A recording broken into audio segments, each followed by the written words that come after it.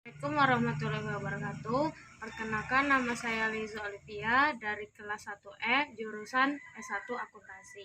Nah, di sini saya akan menyampaikan jawaban ujian akhir semester agama yang terdiri 5 soal. Yang soal pertama itu jelaskan bagaimana konsep dalam ketuhanan dalam Islam dan perbandingannya dengan konsep ketuhanan menurut agama selain Islam. Nah, jawaban saya, konsep ketuhanan dalam Islam digolongkan jadi dua. Konsep ketuhanan yang berdasar Al-Quran dan hadis secara harfiah dengan sedikit spekulasi sehingga banyak pakar ulama di bidang akidah yang menyepakatinya, dan konsep ketuhanan yang bersifat spekulasi berdasarkan penafsiran mendalam yang bersifat spekulatif, filosofis bahkan mistis. Menurut para mufasir, melalui wahyu pertama Al-Quran Al-Alaq, Tuhan menunjukkan dirinya sebagai pengajar manusia. Tuhan mengajarkan manusia berbagai hal, termasuk di antaranya konsep ketuhanan. Umat muslim percaya Al-Quran adalah kalam Allah, sehingga semua keterangan Allah dalam Al-Quran merupakan penuturan Allah tentang dirinya. Selain itu, menurut Al-Quran sendiri, pengakuan akan Tuhan telah ada dalam diri manusia sejak manusia pertama kali diciptakan, ketika masih dalam bentuk roh dan sebelum dilahirkan ke bumi. Allah menguji keimanan manusia terhadapnya, dan saat itu manusia mengiyakan Allah dan menjadi saksi, sehingga menurut ulama pengakuan tersebut menjadikan bawaan alamiah bahwa manusia memang sudah mengenal Tuhan. Seperti ketika manusia dalam kesulitan, otomatis akan ingat keberadaan Tuhan. Al-Quran menegaskan ini dalam surah Az-Zumar dan surah Luqman.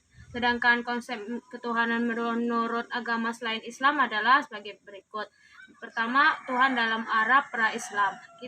Ketika membandingkan politeisme Arab pra-Islam, Arab pagan pra-Islam bermula dengan adanya berhala yang dibawa ke tanah Arab oleh Amr bin Luhai.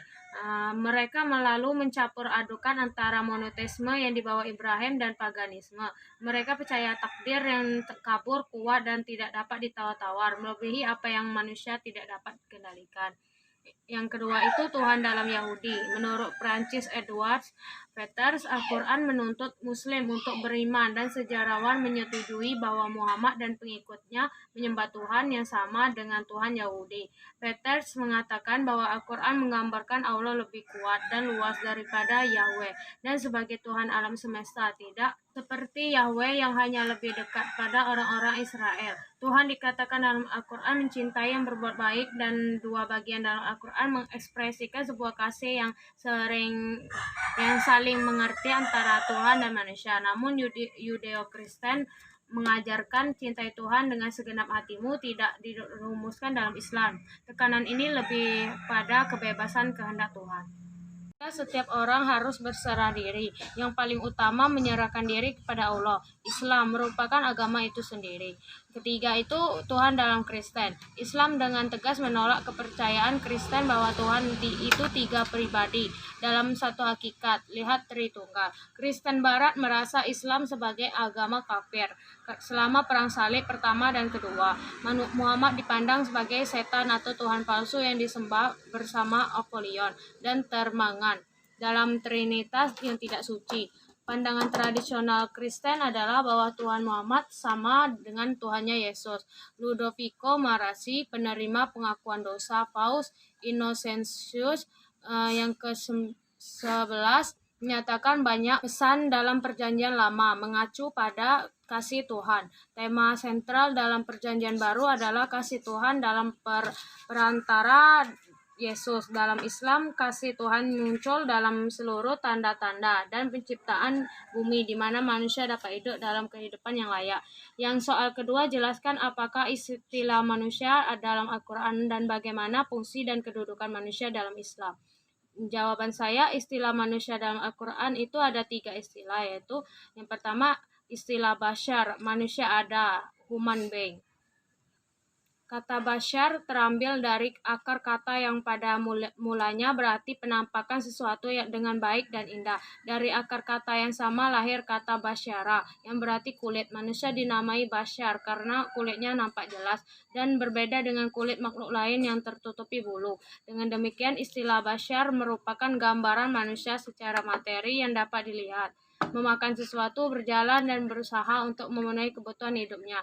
Basyar adalah makhluk yang sekedar ada atau being. Singkatnya, basyar adalah manusia dalam arti fisik biologis.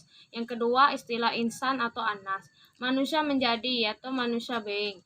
Kata insan diambil dari kata uns yang berarti jinak, lawan dari binatang liar, harmonis, dan tampak. Namun dari sudut pandang Al-Quran barangkali lebih tepat diambil dari kata nasya atau lupa atau nasaya nusu atau berguncang. Insan adalah makhluk yang menjadi becoming. Ia terus-menerus maju menuju kesempurnaan. Karakter menjadi ini membedakan manusia dengan fenomena lain di alam.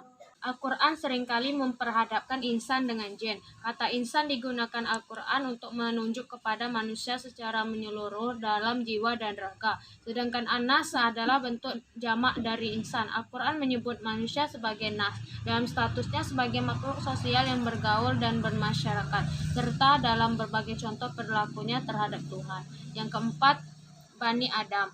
Manusia disebut sebagai Bani Adam untuk merujuk asal-usulnya sebagai keturunan Nabi Adam dan dalam konteks dari mana seorang manusia berasal, untuk apa dia hidup, dan kemana dia akan kembali.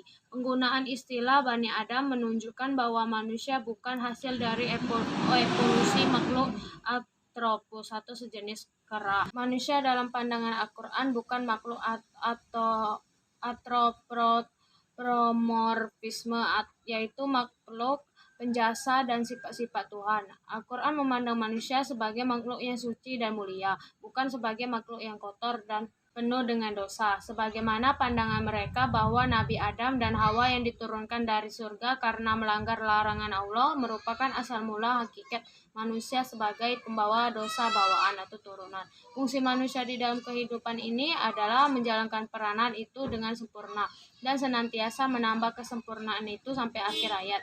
Hal itu dilakukan agar manusia benar-benar menjadi makhluk yang paling mulia dan bertakwa. Dengan sebenar-benar takwa dan kedudukan manusia dalam Islam adalah konsep yang menunjukkan hubungan manusia dengan Allah dan dengan lingkungannya. Hubungan manusia dengan Allah adalah hubungan makhluk dengan kholiknya. Berdasarkan hadis al-lu'ulal, kewajiban manusia kepada Allah pada garis besarnya ada dua, yaitu mentauhidkannya, maksudnya yakni tidak memusyrikannya kepada sesuatu apapun dan beribadat kepadanya. Oleh karena itu, kedudukan manusia dalam Islam yang pertama yaitu manusia sebagai hamba Allah. Tidak hanya sebagai hamba Allah saja, kedudukan manusia dalam Islam yang kedua yaitu manusia sebagai khalifah Allah. Tugas hidup yang dipikul manusia di muka bumi sebagai tugas kekhalifahan, yaitu tugas kepemimpinan dan sebagai wakil Allah di muka bumi untuk mengelola dan memelihara alam. Penegasan ini mengisyaratkan adanya hubungan antara manusia dengan Tuhan. Kedudukan manusia di muka bumi ada sebagai khalifah dan sebagai makhluk Allah. Bukanlah dua hal yang bertentangan, melainkan suatu kesatuan yang padu dan tidak terpisahkan. Kekhalifahan adalah realisasi dari pengabdiannya kepada Allah yang telah menciptakan manusia. Soal ketiga, sebutkan ciri-ciri orang beriman dan bertakwa serta jelaskan korelasi antara iman dan takwa dalam kehidupan. Ciri-ciri orang beriman dan bertakwa adalah yang pertama dermawan, sabar, mampu menahan amarah, mudah memaafkan dan suka salat malam. Keenam, menjalankan perintah Allah dan menjauhi larangannya. 7, punya malu. Malu di sini maksudnya adalah malu jika melakukan sesuatu yang dilarang Allah. Yang ke-8, hidupnya selalu bersyukur. Yang 9, sabar menghadapi musibah, sabar menghadapi masalah, sabar melakukan ketaatan pada Allah. Korelasi antara iman dan takwa dalam kehidupan ini, keimanan dan ketakwaan merupakan dua hal yang tidak bisa dipisahkan. Orang yang bertakwa adalah orang yang beriman, yaitu yang berpandangan dan bersikap hidup dengan ajaran Allah menurut sunnah Rasul, yakni orang yang melaksanakan sholat sebagai upaya pembinaan iman dan menafkahkannya rizkinya. untuk mendukung tegaknya ajaran Allah. Takwa adalah melaksanakan perintah Allah dan menjauhkan larangannya. Iman adalah percaya pada pandangan dan sikap hidup dengan ajaran Allah, yaitu Al-Quran menurut sunnah Rasul atau dengan selain ajaran Allah yang terwujud dalam ucapan dan perbuatan. Iman yang benar kepada Allah dan Rasulnya akan memberikan daya rangsang atau stimulus yang kuat untuk melakukan kebaikan kepada sesama, sehingga sifat-sifat luhur dan akhlak mulia itu pada akhirnya akan menghantarkan seseorang kepada derajat takwa. Orang yang bertakwa adalah orang yang benar imannya, dan orang yang benar-benar beriman adalah orang yang memiliki sifat dan akhlak yang mulia. Dengan demikian dapat dikatakan bahwa orang yang berakhlak mulia merupakan ciri-ciri dari orang yang bertakwa. Soal yang keempat, dalam menjalankan Islam, sebagian orang mengembangkannya dengan jalan kekerasan seperti yang terjadi pada ISIS atau Islamic State of Iraq and Syria. Bagaimanakah pandangan saudara tentang ISIS, dan menurut saudara bagaimana semestinya Islam dikembangkan? Jawaban saya mengenai dukungan untuk ISIS di Indonesia, saya sangat tidak setuju dengan dan keberatan jika ISIS dibiarkan masuk ke Indonesia. Maka mereka akan menggerogoti karakter Islam. Kami umat Islam sangat menolak jika ISIS masuk ke Indonesia. Saya rasa kita sudah terlalu melebar dalam menanggapi ISIS, bahkan tanggapan itu sudah menyeleneh dan kurang objektif, sehingga berakibat timbulnya rasa takut yang berlebih-lebihan. Sudah seharusnya kita mendukung orang lain untuk menjalankan sebuah pemerintahan Islam. Jika pemerintahan berlandaskan Islam, bukan berarti di negara tersebut tidak boleh ada agama lain. ISIS lebih merupakan karma bagi pemerintah Suriah, Irak, dan Amerika Serikat, serta sekutunya yang tidak bisa menciptakan keadilan di kawasan Timur Tengah dan sekitarnya. Belum efektifnya penanggulangan paham radikal dikarenakan pemerintah selalu melalui pendekatan yang emosional dan kejam, main tembak di tempat yang seharusnya melalui pendekatan musyawarah. 3 langkah untuk menangkal ISIS: perkuat Pancasila sebagai ideologi bangsa secara substansial, ketegasan pemerintah dan DPR dalam menghadapi tindak kekerasan dan anarkisme sekecil apapun, terutama yang berlatar belakang radikalisme, terkait isu SARA menjalankan undang-undang kewarganegaraan pasal 23 Undang-Undang Nomor 12 Tahun 2006 untuk yang mengatur kewarganegaraan seseorang dapat hilang bila bersumpah membela kepentingan negara lain. Pandangan tentang ISIS di seluruh dunia mengecam keras kelompok militan ISIS tadi yang dirilis bulan lalu setelah serangan terkoordinasi di Paris menemukan bahwa 11 negara dengan populasi muslim besar memiliki pandangan negatif terhadap ISIS. Salah satunya pengecualian adalah Pakistan, di mana mayoritas Islamnya sejumlah 62% tidak berpendapat tentang ISIS, namun 28%-nya mengatakan mereka pandangan buruk ke ISIS, dan hanya 9% yang memiliki pandangan bila ISIS menguntungkan. Selain di Paris, kelompok teror telah mengambil tanggung jawab atas serangkaian serangan baru lainnya, termasuk di Beirut dan Baghdad. Di Lebanon yang diserang oleh ISIS, sebelum survei dilakukan, 99% orang memiliki pandangan bila ISIS sangat menguntungkan. Israel 97% dan Yordania 94% juga menentang ISIS. Dengan dukungan paling besar untuk ISIS adalah Nigeria, di mana 14%-nya menganggap ISIS menguntungkan. Sejumlah besar Kristen Nigeria 71% memiliki pandangan yang tidak baik terhadap ISIS, seperti yang dilakukan 61% Muslim Nigeria. Namun 20% Muslim Nigeria memiliki pandangan baik terhadap ISIS ketika jajak pendapat dilakukan pada musim semi tahun ini. Soal kelima, sebutkan 5 sifat Nabi dan bagaimanakah sifat-sifat tersebut dia akan mempengaruhi sifat saudara dalam menjalani hidup saudara. Jawaban saya, sifat-sifat Nabi yang mempengaruhi sifat kita dalam menjalani kehidupan. Yang pertama itu sifat sidik, yang artinya jujur. Dalam kehidupan kita harus selalu jujur kepada siapapun, baik dalam perkataan maupun perbuatan kita. Yang kedua itu sifat amanah, yang artinya dapat dipercaya.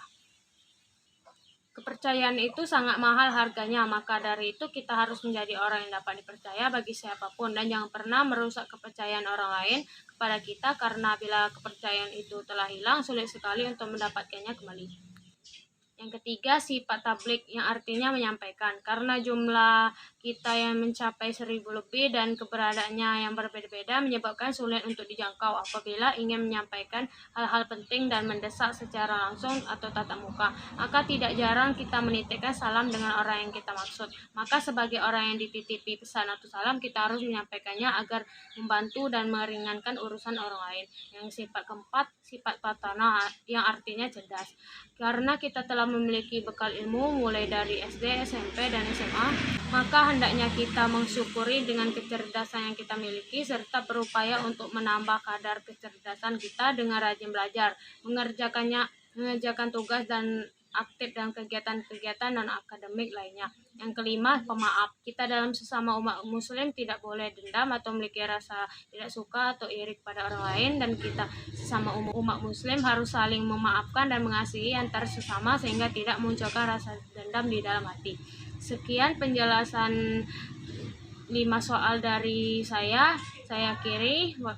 Wabillahi taufiq wa hidayah. Assalamualaikum warahmatullahi wabarakatuh.